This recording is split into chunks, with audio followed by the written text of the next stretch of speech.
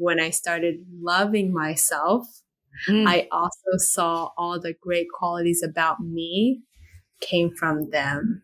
Oh, that's so, yeah. And so that's why I'm able to get to a place now where me loving myself allows me to love my parents because they gave me those good qualities too. But I think me hating myself was me hating my parents was a reflection of me hating myself.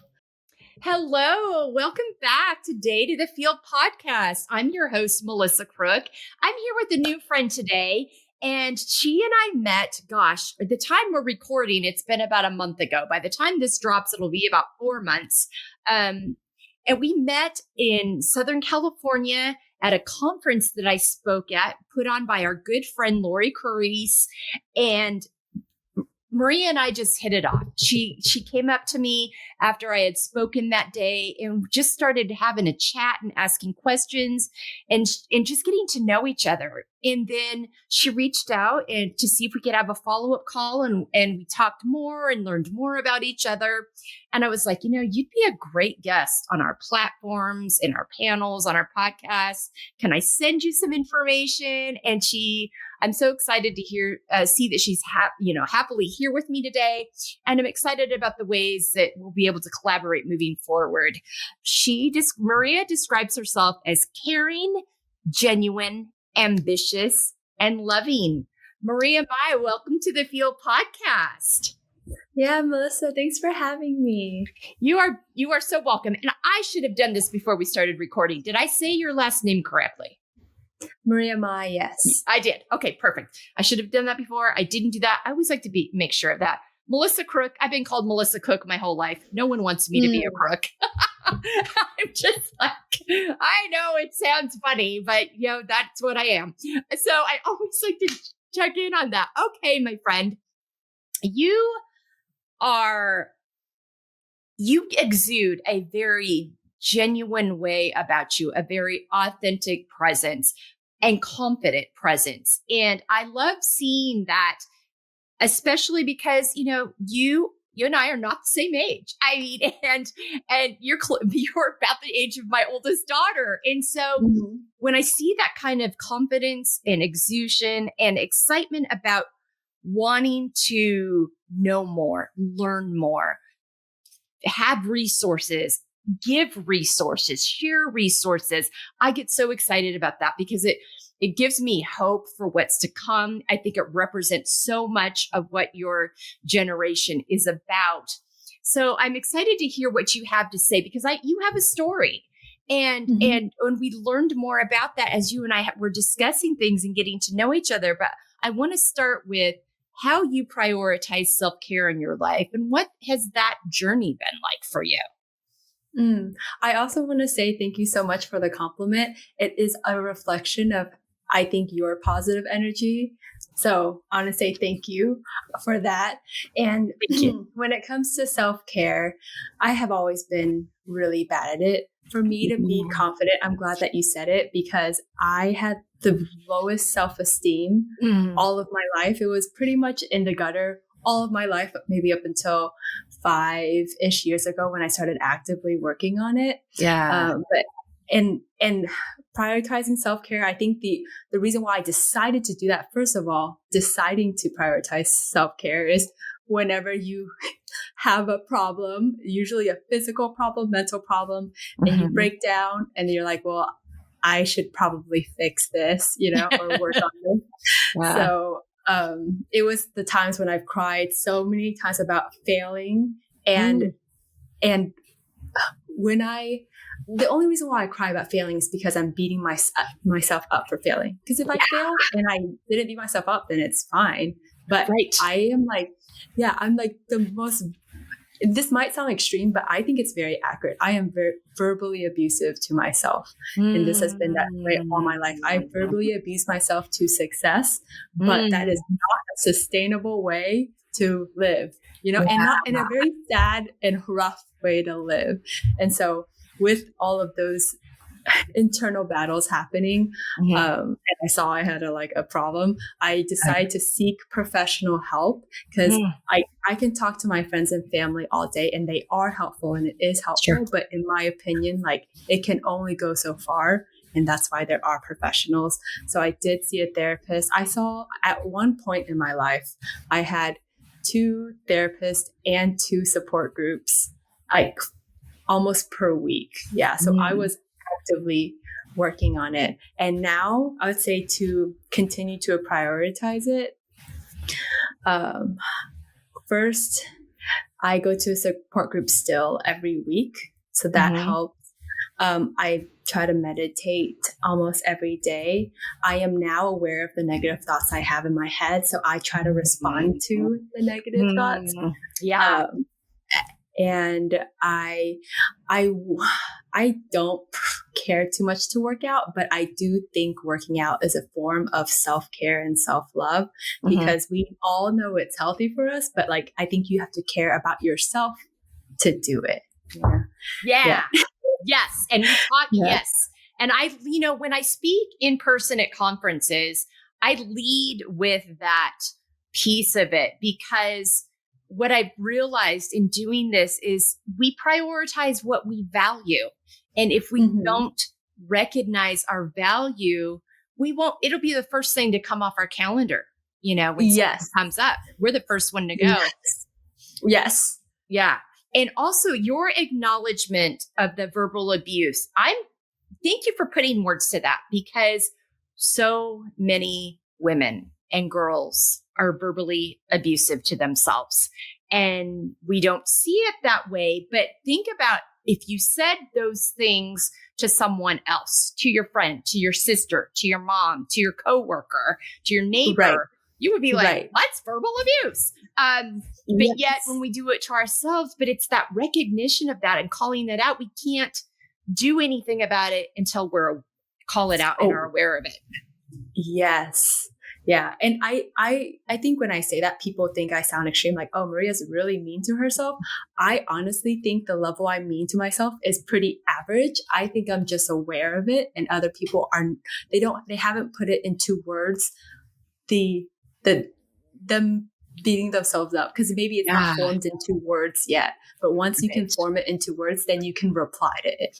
Yeah. And you can't adjust things or heal things that you don't acknowledge. I mean, and we do this so subconsciously, we don't even know we're doing it. I mean, one of the things this came up for me when I first started in therapy, and I've told this story a few times, but my therapist was like, how is your self-talk? I'm like, oh, it's pretty good. I mean, right. Yeah. I mean, I like myself. I mean, yeah, I'm hard on myself when I make mistakes and the bumpy things that I've been through, but my self-talk's pretty good. She goes, all right, I want you. She kind of laughed exactly like this. She's like, so I want you, just out of curiosity, I would like you to track it this week. I'm like, fine. Okay, whatever.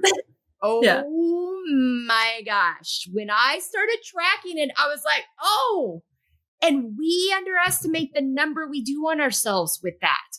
We really underestimate that.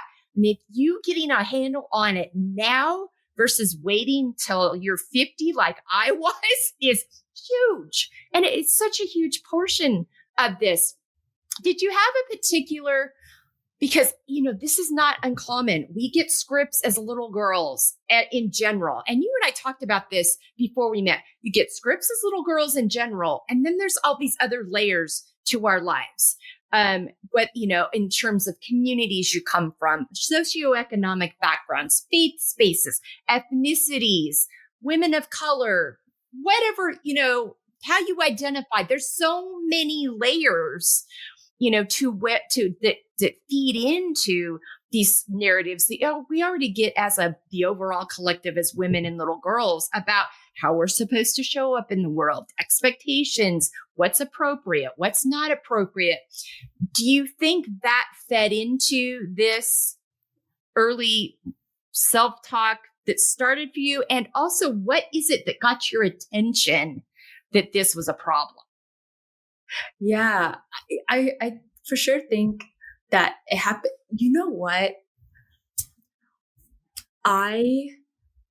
When I was talking to my other like life coach, she was like, hey, I'm sensing something about your mom.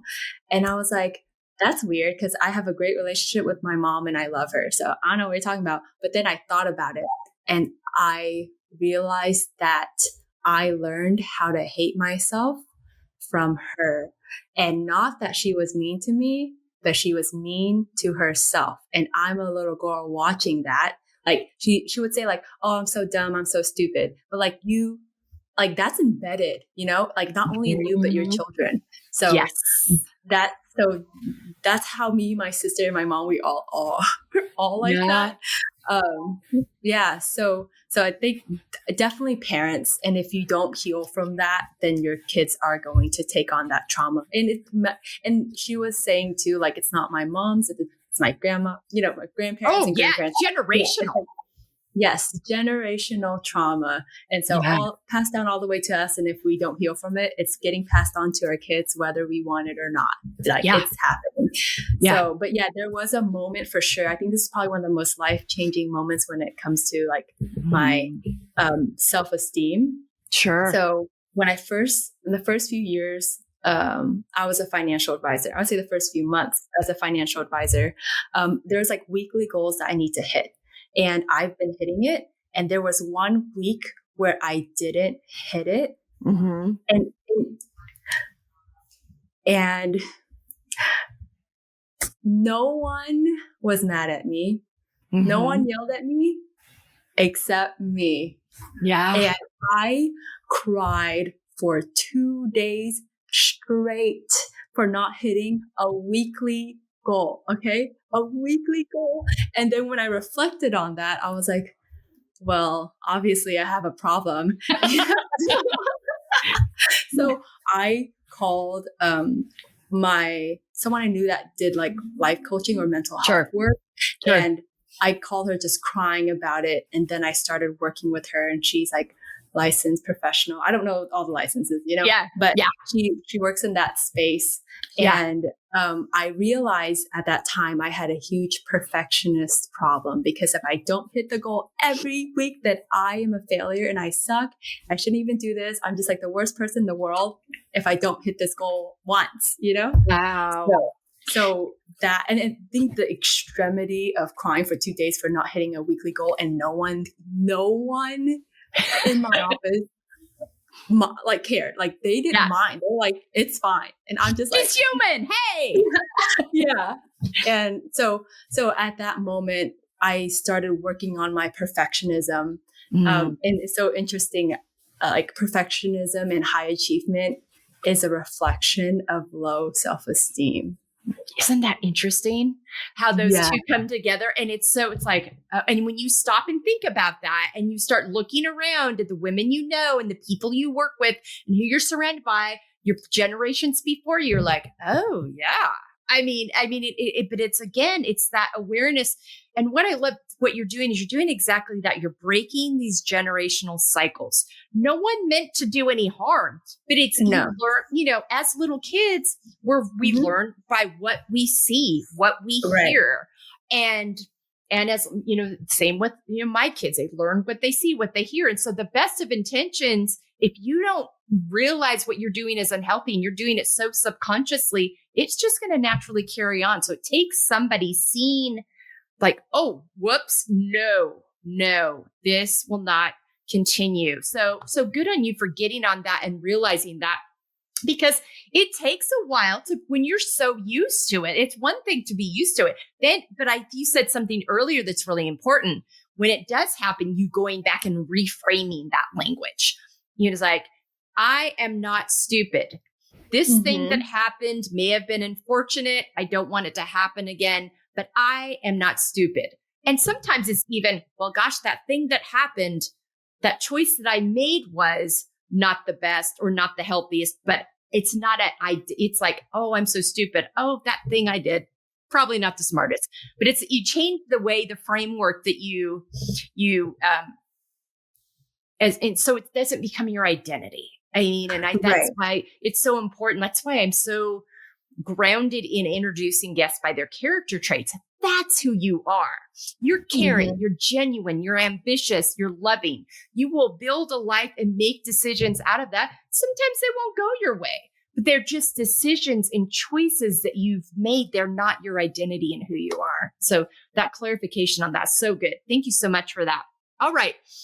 Confidently setting boundaries. When you realize these things are happening in your life, all of a sudden there becomes a realization of like, okay, and value in myself and value in my time and value in who I surround myself with, who I give my time to, both personally and professionally, because, you're in the financial world. That's still a world that is dominated more by men than women.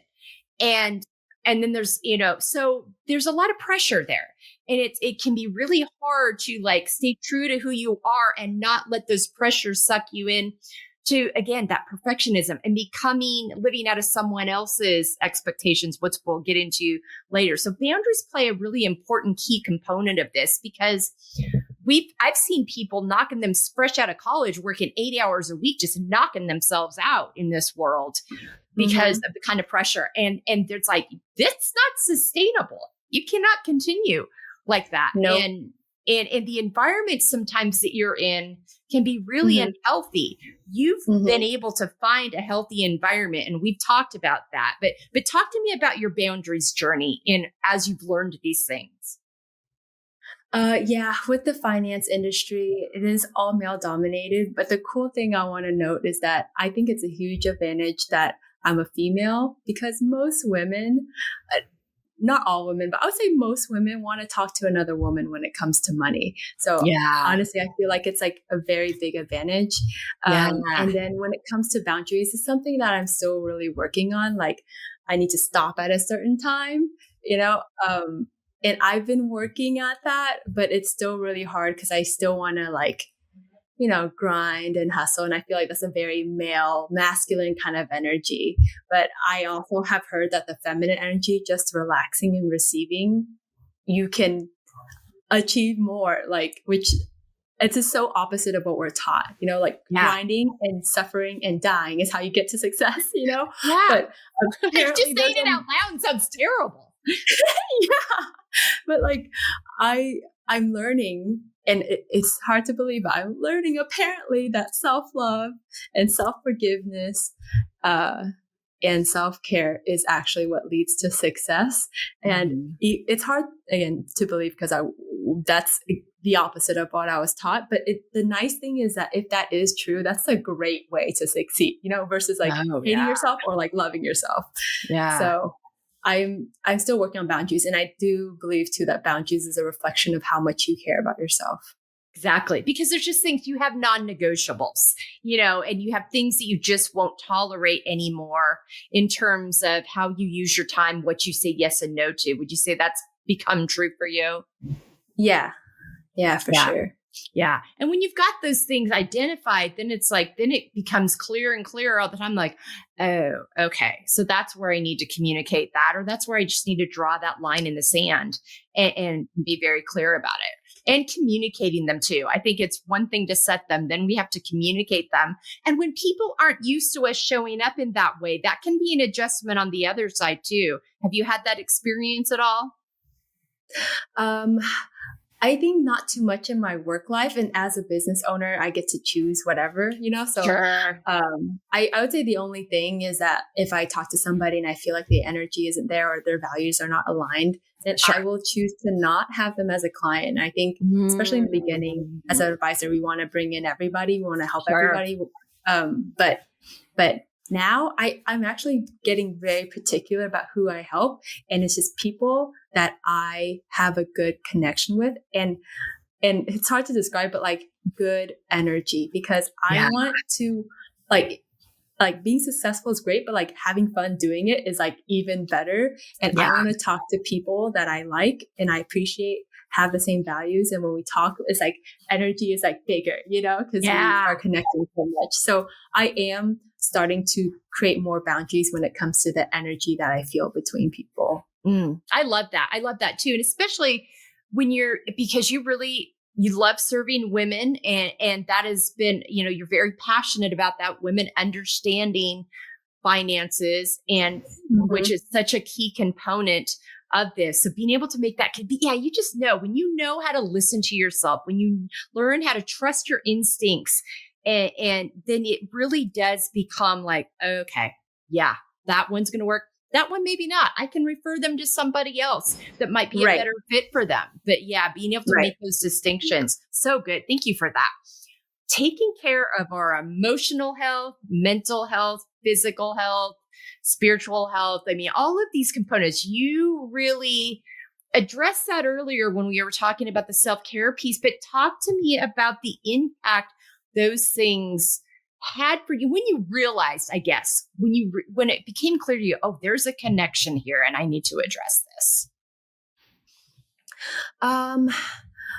I think interestingly, like mental health, I started working on that when I started crying all the time, you know, and it's like having like anxiety, and like depressive episodes. And then also seeing it in other people, like the people that I love, for them to be sad makes me really sad. So I really cared about theirs. And then I realized that I have that too, you know, and that if you're seeing it in other people, then it's just a reflection of you. So like you have it. If you see it, you got it. So I've actually worked on my mental health for the last 9+ years. So a lot of my adult life after college. And I actually kind of neglected physical health because mental health, I thought that was like the most important thing ever. My spiritual and physical health was like non-existent. But I think I guess I started coming across a lot of people who were spiritual. And then I was aware of the lack of, I don't know, spiritual health that I had. And now, like, I think spiritual health is like the thing I'm working on the most. When it comes to physical health, I think, like, since we all know we need to like move every day a little bit. So it's just knowing that, but then finally doing it. I remember I went on a run, and I don't like running. but I will do it. And I remember running, and I was like, wow, like me running means I care about myself, because you don't like to do it, but you know it's good for you. So you do it. Like that's the self-care, you know, but it's just, I think once you start learning to care about yourself, then I feel like you're going to start seeking ways to be healthy in all those areas, you know? Yeah, absolutely. And you got to find those things that work for you too. I mean, I think but it's that value piece. Like, because I value myself, I will invest the time in finding that thing that connects with me and do that thing that I know is healthy for me. That's such a key component. I'm so glad you brought that back in. All right. You do this really, like, this is really a part of who you are in your work. And it goes into you showing up for yourself unapologetically, which you've talked about a lot already, but also showing up for other women unapologetically. For me, the work you're doing in finances, the passion you have about women knowing about this is a component of that. So talk to me about this unapologetic piece for you. Yeah. And I would say when it comes to finance, I never even noticed that I was one of the few women that talk about it until my best friend brought it up. Because when I started learning how to invest on my own, like 9 years ago, I was talking to every single person that I talked to them about finance. And then my best friend was like, you know, you're the only female I know that's talking about this. And I was like, and I thought back of everyone I talked to, and they were all male. And so I was like, and so many aspects too, like the wealth gap is so real. And you know what? Everyone knows about it, and it's still there. The Bureau of Labor Statistics says that women are paid 20% less. So if a man is paid $100,000, a woman is paid $80,000 for the same work. And you know, we do better work and more work than man, you know? Well, the expectations are different. You have to work harder to prove yourself. Right. And so I was like, that is so unfair. And I actually had that experience myself. And so whenever I got a job, this one job that I got offered, the person before me that had that job, he had the exact same experience as me. He went through the same program. We literally supervised the exact same people, and his pay was 10 grand more than my pay starting out. in that same job. Yeah. And so I addressed it. And luckily the company that I was working with, I don't know about luckily, but I addressed it, and then they fixed it, not all the way, honestly, but I spoke out about it. And I think that's also what like my natural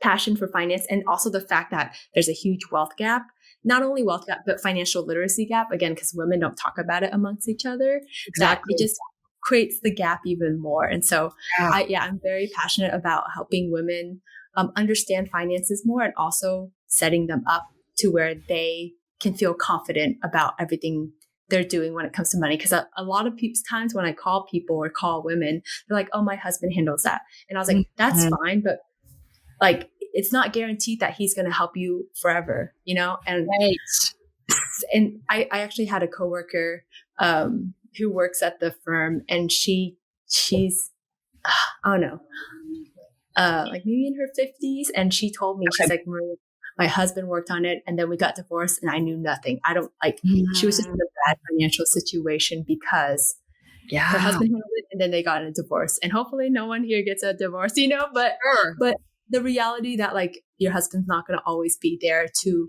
help you with this. And it's very empowering to learn to do it yourself, so that if something does happen, that you're not stressed the F out about what to do. Right. Because that's going to be stressful enough. So having that empowerment and resource already, knowing how to do it. Yeah. Right. Yeah. Divorce or whatever happened to where you and your husband not together anymore, I'm sure that moment is very stressful already. Yeah. So like adding a layer of like, I don't know what happened with my finances all my life, you know? Yeah. So that's really big. And I was thinking about like, if I would do this, like if I was a millionaire, would I do this job? And I absolutely would. Like I love helping people on their finances, teaching them and helping them implement these things. And then I thought about, if my husband was a millionaire, would I still do this job? And I would. I would, because I feel a sense of purpose, and I feel very valued doing the kind of work that I do. So I'm pretty much going to do this for the rest of my life. I don't see myself doing anything else. And even if I had all the money in the world, like this is how I want to impact people. I love that so much. And that's going to be so powerful, because you're going to be able to support other women that come in the industry. You're going to be able to, you know, be a voice in the room when maybe they're trying to find their way. There's just so many ways that you can support in that, and being connected with that thing that lights you up and gets you up every morning is so good for your health. Yes. And people can feel it. So yes, they can sense the energy. Absolutely. So another facet of this unapologetic piece is we as women are the over apologizing champions of the world. Is that we are the winner? Oh my gosh. I mean, if it was an Olympic sport, we would win the gold every single time, and silver and bronze. And so is that something that you've had to unlearn? Yeah. And I think I definitely had like, I'm sorry. And I am more aware of it. I'm working on not saying I'm sorry for everything. But I would say it wasn't super pivotal. I'd say the more thing that I need to work on, the thing I need to work on most was like my self-esteem. But in terms of apologizing, I am aware of it and actively trying to. Like, if I am going to say sorry, it's like really because I'm sorry. But if I'm not, it's actually something you should be sorry for. Right. But I'm not going to be sorry for. And another thing I've been working on too is like when I'm late, you know, I think everyone's like, oh, I'm sorry for being late. But then I heard you can flip it and say, thank you for being patient for me. Thank you for waiting for me. Thank you for being flexible. And now instead of sorry, I replaced it with thank you. And it brings the good quality back to that person who did wait. And then they feel good. And then you feel empowered. Yeah, because sometimes they're not even thinking about you apologizing, and then you plant that. I love that so much, because there's so many.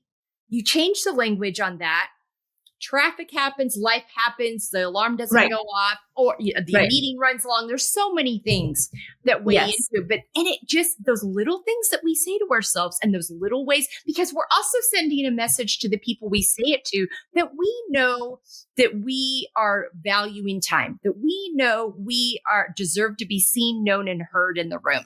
That's one of the first things that I talk to college students that I work with about. It's like, don't ever walk in a room to ask your boss something, your professor something while you're whatever it is, leading with, I'm sorry, but never say, excuse me, or, oh, it would be so great if I could have a bit of your time. Thank you so much. Because that just, and it changes your demeanor when you use that language. It really, your whole physical presence is different. You're not, oh, I'm sorry. I mean, it's just a different, and that body language matters. Mm-hmm. Yeah, absolutely. So good. Thank you so much for that. All right.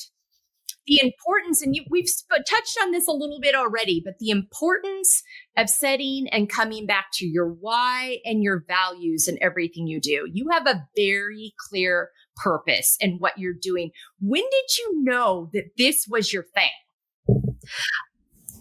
So I would say my first why has always been my parents, and culturally, when it comes to finances, the children is the retirement plan for the parents. And so I grew up knowing that I would need to financially support my parents in the future. And I am happy to do it, but there is a lot of pressure. And so if I'm going to have to support more than just myself, then I need to make sure my finances are good. And that's why, like, everything I did and have done and continue to do has honestly been for my parents. And I am very grateful for them. This makes it sound like my relationship with them is great. And it is, but it wasn't always that way. I did disown my parents for 6 years. Oh, wow. And I needed that time apart. You know what's fascinating? I want to share this story. When I was learning about myself and being more self-aware, there were so many things I hated about me. And the things I hated about me, I saw it in my parents. Yeah. And then I blamed them for giving me these bad qualities. But then when I started loving myself, I also saw all the great qualities about me came from them. Oh, that's interesting. And so that's why I'm able to get to a place now where me loving myself allows me to love my parents because they gave me those good qualities too. But I think me hating myself was me hating my parents was a reflection of me hating myself. And I just saw so many qualities that I had from them, the things that I love about myself. Now that I've learned to love myself, I love about them too. And so now I'm in a place where I have a really good relationship with them. They don't trigger me nearly as much as they used to, but they were my initial reason why. And then I think as I was continuing on this career, seeing how I can positively impact people on a financial side, I felt very valued and very fulfilled about helping people. And because my focus is women and people of color, and I think in general, like the financial wealth, right, is lagging in in a diverse community. And absolutely. So I want to help bring that up. And I like that I can. So I think my why has become more of a, how do I positively impact society? Yeah. So I think that lately has been my driver. And I did hire an assistant last year, and she's the most amazing person. And I don't think I can do this job without her. But I work hard to pay her. Yeah, absolutely. And my goal, my old goal was for me to make 6 figures, but now my new goal is to pay her 6 figures. Ooh, I love that so much because I love where it comes from. Because so many times we have these goals financially, but it's the why behind them that can be the problem or the thing that catches us. Yours is so authentically tied to you. It's so authentically tied to changing generational narratives. creating spaces for generational wealth to be built up where it hasn't been present before because of these narratives that have happened with people who have immigrated here and not having the history here, and the systems are in place that have held them back from being able to achieve that. So it's I love that so much. Thank you for sharing that and for those insights on your family, because I think you point out a really important piece there. And it only comes from doing your own healing. Is we can grow up in these spaces and experience these things that have really, really harmful impacts on us. And those things are true. Even if the parents were doing the best they could, it doesn't change the fact that those narratives still did harm. When you get to adulthood, it then becomes your responsibility to deal with the harm. So you can either stay in that place and operate from a hurt place, or you can go down the road of healing. Unfortunately for me, I attempted it in my 20s, again in my 30s, but I really didn't hit it home until I turned 50. The fact that you've gotten on it so early is it's going to allow for so much more contentment and authenticity and really knowing who you are and allowing those relationships to be what they can be because you were willing to do that work. And that can be tricky because parents don't always know what to do with that language. They don't always know what to do with that nuance of, she knows we did the best we could. And also what we did harm. Both things are true. And that can be a tricky nuance for them. So for you to be able to do that work yourself and be able to go back and be in this space you are within now, because again, going back to culturally, for your culture, if that's part of the responsibility, that would be bumpy as heck. If you had that issue and 30 years down the road, it's time to take care of mom and dad and you hadn't done that healing. So I want to point out the importance of that and the nuance that goes on in these scenarios with that. Yeah, so important, because when you are able to see yourself from a healthy, healed lens, it does allow you to see the full picture. And you still can't control their reactions or responses to it, but you can at least approach it from a more curiosity base rather than judgment base. And I think that really does change the way you're able to see that. And then you're able to decide from there, okay, do I have to love from afar, or are these places and spaces that I can go back into without hurting myself? Yes. I love that. Yeah. Good stuff. Thank you so much for that. All right. This really wraps nicely into living out of your own expectations versus others. There are so many expectations that are handed off to us, like going back to that collective umbrella as women and little girls. But then you add in, you've already talked about some of the cultural narratives, you add in those expectations that are added on upon you. And then so many times I think many women that I've talked to, whether if they're first generation, second generation, somebody in their family made a decision to come over here to offer a better life for them. There's a very heavy pressure and obligation that is felt to honor that. And sometimes that can get you off track from being and honoring in a way that feels authentic to you. And sometimes it can take a little while to get yourself to the place that really feels authentic and honorable to you. And some people never get there. And then they get to later in life, 40s, 50s, 60s, and they're bitter and they're irritable and they feel out of sync with themselves because they haven't been able to put together the need to actually attend to what they were hoping for, what they're authentically drawn to. So talk to me about navigating that pressure and being able to show up in a way that's authentic to you, that also feels honoring to you. Yeah. And, so before I was a financial advisor, I was working at corporate. I was a project manager, and my parents came here they're Vietnamese, so they came from the war, right? Which is very chaotic. They came to America for stability. And so now that I had a stable job, they're like, great. And then I was like, I'm going to be a financial advisor. And it is not stable in terms of like, the income is different every month depending on your client. Yeah. And then they were very mad at me. They're like, what are you doing? We came to this country so you can be stable. And now you're throwing yourself into a more like variable, can be chaotic, like work, like any business or owner. Unpredictable. Whenever you do business for yourself. Absolutely.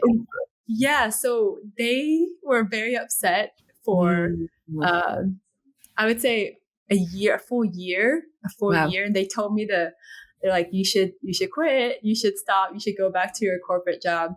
But then after a year, I became one of the top advisors top new advisor in my office after a year. And then it's more money than I've made than my corporate job. Wow.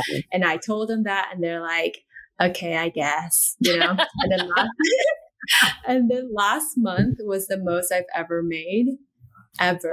It was like 3 times what I normally make in a month. So 3 times that.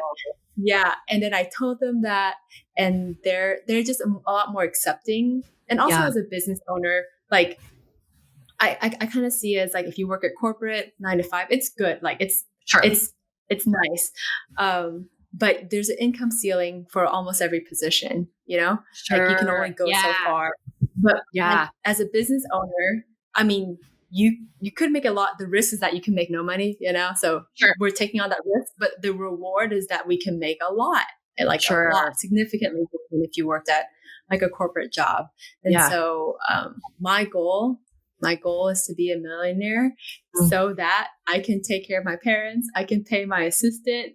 Those are only, and impact the world, impact society.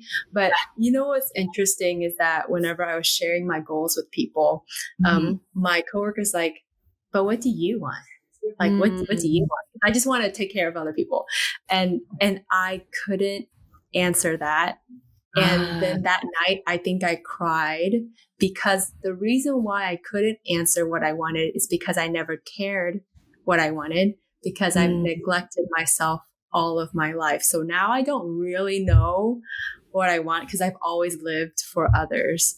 So that's something that I'm working on. I still don't really know what I want. I just want my friends and family to be happy. But interestingly, if I want them to be happy, that means I need to be happy so I can show up for them in a happy way. And I was like, damn it. Oh, sorry. No, you're fine. Oh, absolutely. We've had much worse than that. You're good. And it's very real. And thank you for that. That's really a vulnerable place to share. But I think that's the right question. And just your awareness of that. One of the things that my therapist asked me a couple months ago, because I think when you're building something, you get there and then you move to the next thing. And you just keep building. And she's like, when's the last time that you've stopped and celebrated the wins, that you stopped and halted at that place that you got to and celebrated that for a moment before you just went on to the next thing? I was like, I couldn't really tell you. And she's like, that is your focus for 2025, is I want you to celebrate the wins. So that might be, and so each day now I will write down every day. For the most part, there's always exceptions, but every day for the most part has some kind of a win in it. And it might be I did 10 push-ups today and I haven't been able to do 10. I mean, it doesn't have to be earth shattering, but there's something in it, or I made a connection I haven't made before, or I listened to my body when it was telling me it needed a break and I got up and walked around, and that's something I'm more aware of now. I mean, it's all those little things. And it's such a good practice. And then my friend Erin Copeland last week, I just finished up this big thing that I'm going to be releasing over the summer. And it's in an early phase. There's a group that I'm part of a seminar. They're getting early access to it, but it's a big thing. I've never done anything like before. And I was so focused on getting it launched and ready, and then starting to plan to get it ready for July 1st. Beyond that, she's like, well, what are you doing to celebrate that you finished? Because I was thinking I'll celebrate when people buy it and it's successful and and she's like, you just created this thing you've never created before. You literally told us last week you think it's the best thing you've ever created. You're not going to celebrate that? And I was just like, you are right. And that's why. So it's like, even when you have a framework that supports you, it's still so important to have those people around you, coming back to those coworkers, that will ask you those questions and remind you of like, oh yeah, that's part of this too. That matters too, because it does shift. It does matter how you show up. That is a component of self-care. So I'm going to hand off that to you. Write down your wins every day and then celebrate your wins, and that it can be as simple as, taking the morning off, or having your favorite dinner, or going on a trip somewhere, or, for a weekend with friends, or whatever it is, getting yourself something new that you haven't been able to afford. I mean, it could just be so many different things. But yeah, I think having those people around you to remind you of that is so important. Yeah. And Melissa, I feel like we're very similar in that we don't celebrate ourselves. And honestly, that's the hardest thing for me, which I think from an outside looking in, that sounds silly because like celebrating is fun. No, like I had another mentor like tell me I need to do it. Like he just told me today. And that's what I've been working on the last few weeks. And I got a massage last week because I was forced to. No, I'm just kidding. I was encouraged to because I did so well last month. And everyone was like, what are you going to do to celebrate? What are you? And I'm like, nothing. Like, just I don't want to think about it. Let's just move on to the next goal. But I think if we frame it as like, this is a form of self-care, I'm a little more willing to do it. Absolutely. It's a way to fill my cup for the hard work that I've put in. Yeah. You know what though? I think I feel resistance still because there's a part of me, and this is an old habit, that old habits die hard, but like, I think there's a part of me that feels like you don't deserve it, or like, like you don't deserve it. You don't need it. Like you're not important for, like, let's just move on, And so I think that's the resistance, is that I have the old habit of like, you're not worth it. So anyways, those old narratives still come up. Absolutely. We're all on a journey and different things will trigger them. And I think for me, I define success up here instead of seeing the creation of something as a success, or that, or interaction as success. And so reframing, now I would call it success for somebody else. So I think it goes back to that perfectionism piece, because I think there's just so many things that we do to ourselves, but remembering the importance of it. Like, what would you tell someone who's having this experience? Oh yeah, that. Okay. That's a good thing. But going back to, I think with the expectations piece, I would imagine, I know it did for me in my journey, and our journeys are very different, but that perfectionism piece that I struggled with had a lot to do with the expectations I felt from other people, and what would receive affirmation and what would count as being valuable. So I think unpacking that and learning those too is a big part of it. Yeah. And when you were talking about success is so fascinating. I want to ask you something, Melissa. Do you feel like you're successful? That is such a tough question, because yes, but not as successful as I want to be. Right. And the reason why I ask is because like I see that you are, and a lot of people see that you are. Okay. And I'm going to tell you a funny story. Like earlier this year, I won an award again for being one of the top new advisors in my office. I won the award. A few months later, I was talking to my assistant and I asked her, hey, do you think I'm successful? And I genuinely believed that she was going to say no, because I didn't think I was. I never saw myself as successful. Winning all these awards, and I still don't see it. When am I going to see it? When it's like, I have my picture everywhere. Okay. I'm like literally the number one. What is it going to take for me to finally see that I'm successful? And it's just me. There's nothing. I can be the number one advisor in the whole world. But if I don't believe it, then I'm not. And we want success so that we feel good about ourselves. And then when we achieve it, we still don't feel good. It's not enough. What a vicious cycle. Oh, it is. And it's getting back into what I have to do. And it's work that I'm still doing, is unlearning those narratives that led me to think that success looked this way. When success is me being content, success is me knowing who I am. Success is me continuing to learn and evolve and grow. Success is never abandoning myself. But that's not the brand of success we have been brought up to believe. So it's just the unlearning of that. And it takes so much time. Yes. Yeah. No, I'm so, that's a good question for me to ponder, because for me, it's like, this started as my passion project, and now it's turned into like, no, this is what I want to do all the time. So if this is what I want to do all the time, then I need to create income streams that allow me to do it all the time. And that has been a really hard transition for me to make. But then I also moved into the space. Well, it's like, well, if I'm not making X amount of dollars to cover all these costs, then I'm not successful. Instead of like, no, you've established this framework. You're sharing it with women. You're helping them access what you've been able to access. And you're finally working in an area that you feel authentically aligned to, that lights you up every day. That's successful. Yes. So yeah, it is. I know.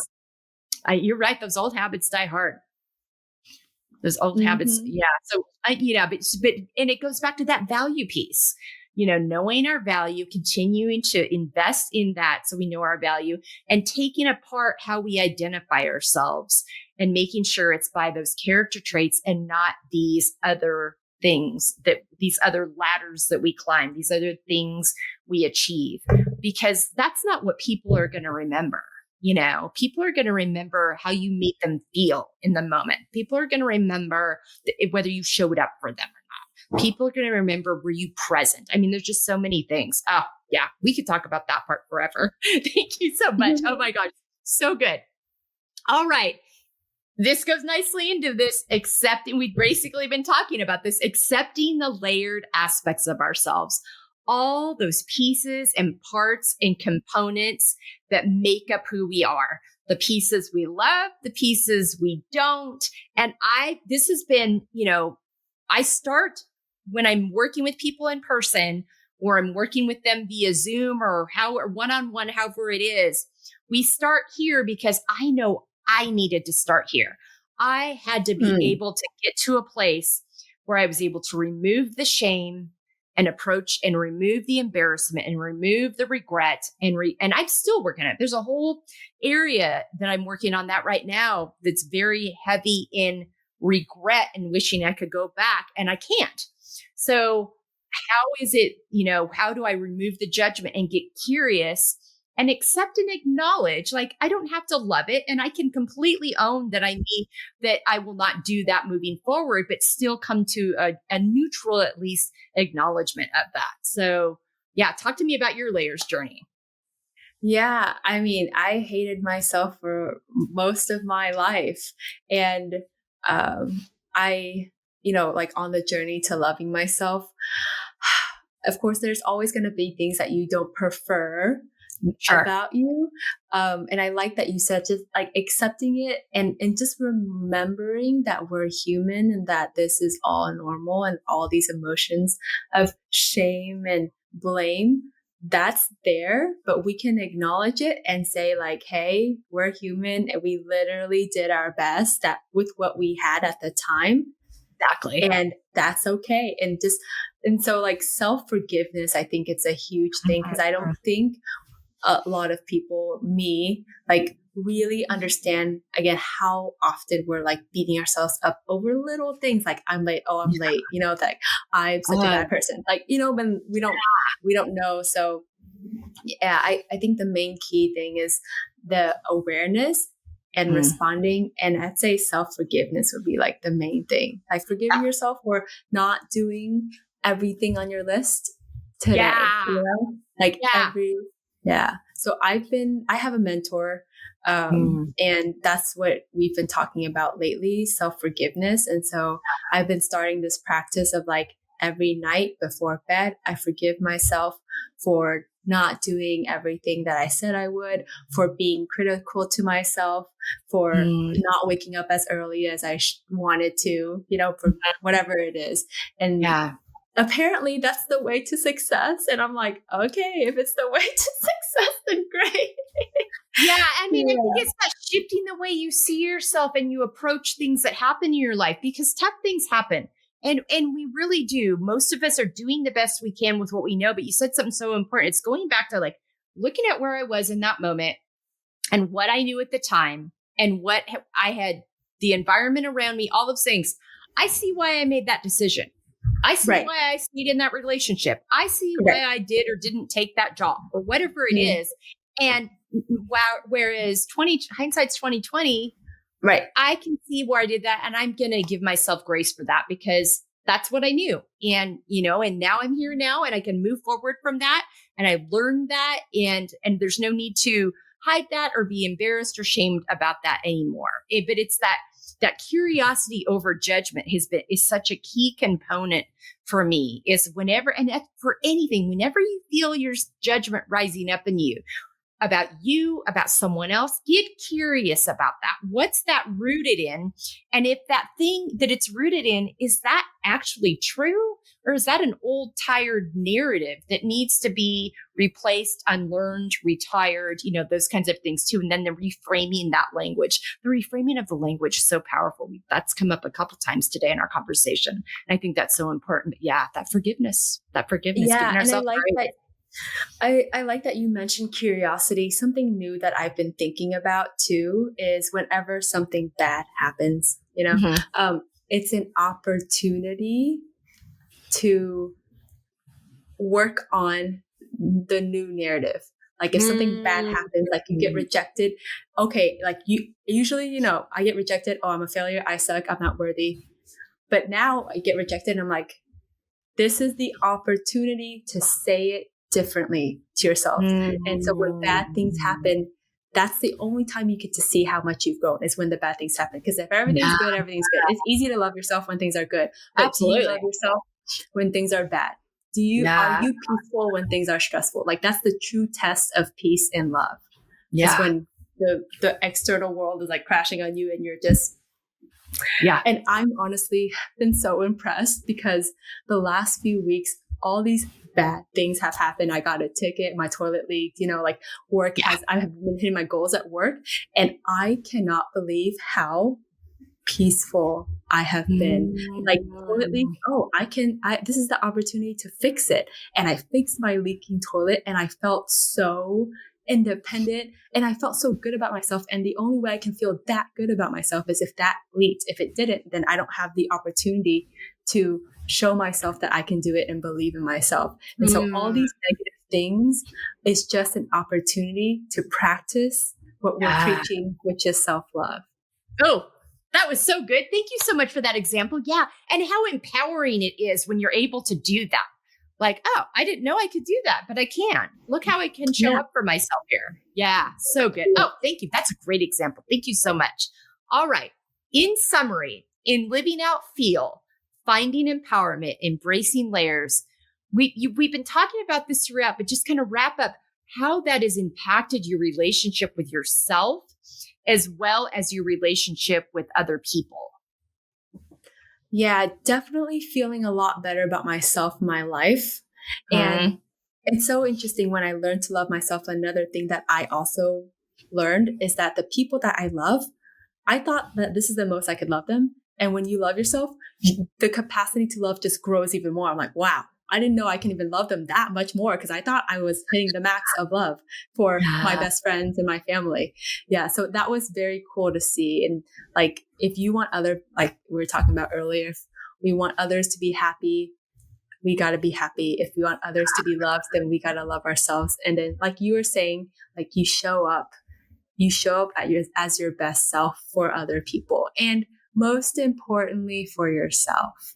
Yes. Yeah. Yes. Because when you're giving from an overflow, like, you're not giving from a depleted tapped out place. And that makes all the difference in the world on how you're able to show up. And you're also, when you show up that way, it impacts the people that are attracted to you as well. I mean, I think that because you teach people how to treat you, whether you mean to or not. Yes, you do. Yeah. Yes. Yeah. That's such a big portion of it. All right. We are down to the rapid fire. Name 5 activities that nourish you. Exercising, breathing intentionally, self-forgiveness,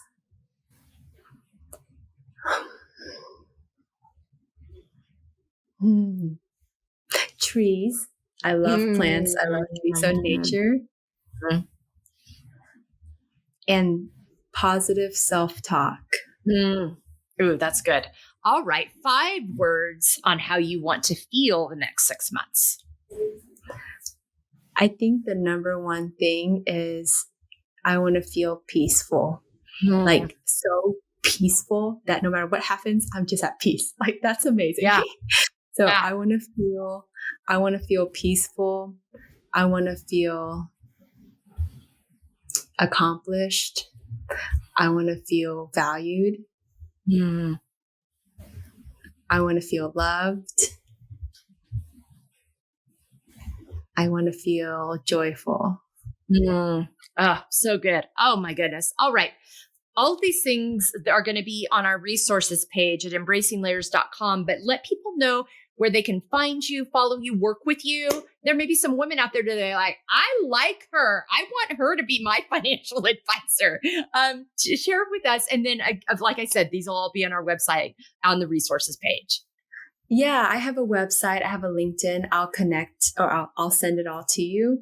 Okay. But they can also like call me, me, email me. I'll send the contact information too. Okay. Yeah. Great. All right. Yeah, we'll get all that will be in our resources page. So you guys all know how to follow and reach out to Maria.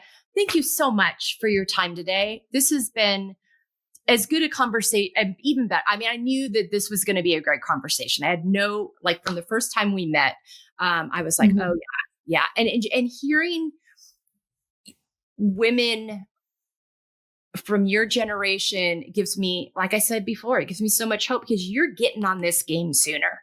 You have learned generations before you. You have seen your mothers and grandmothers and it said, no, that is not the road I'm going to go down. You didn't wait until it all hit the fan. And I think that's such a powerful thing because the people that come up behind you, they're not going to have those same hurdles because the precedent's been set. So there's not going to be those things to unlearn. So thank you for being part of that movement. I think it's so powerful, so important. Thanks so much for being with me today. Ladies, there's been so many nuggets in this, but love yourself well. Know that you're worth investing in. This week, pay attention to your self-talk. Just pay attention to it. Even if you, like me, thought you had it nailed, pay attention. And then when you catch yourself, rephrase it. Rephrase it into something kind, empathetic. You can be accountable and kind. I think that's something that is really important for us to realize is we think accountability has to look mean or disciplinary, and we can be both accountable and kind. So yeah. Thank you, Maria. You bet, Maria. Thanks so much for being with me today. Ladies that have been listening, women, anybody that's been listening, so much good in this. Take these nuggets, take good care of yourself, and we'll see you next time here on the F.E.E.L Podcast. Hello, and thank you so much for being with us today on this episode of the F.E.E.L Podcast. If you would like more information on how you can apply these talking points that I share with our guests in each episode to your own life, really utilize this F.E.E.L framework, go to embracinglayers.com, fill out our contact form, and let's set up a free 30-minute consultation to talk about how you can start living your most authentic, organic, healthy, F.E.E.L fueled life. Thanks again for being with us today. We'll be back to you soon with another episode here on the F.E.E.L Podcast.